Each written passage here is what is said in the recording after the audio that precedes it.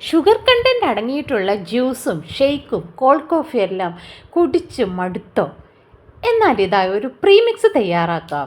അതും digestion ബെസ്റ്റായിട്ടുള്ളൊരു premix.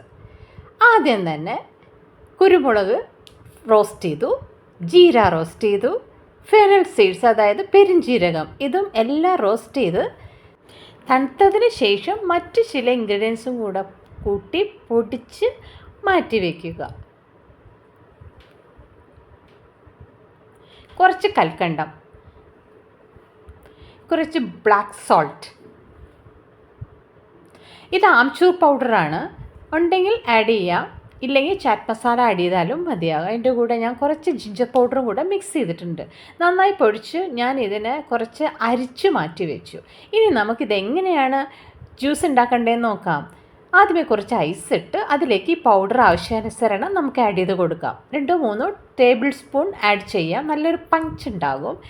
Lime juice add ചെയ്ത് കൊടുക്കുന്നുണ്ട്. അതിനുശേഷം വെള്ളം ഒഴിക്കുക. നല്ല ചില്ലായിട്ട് സെർവ് ചെയ്യാം.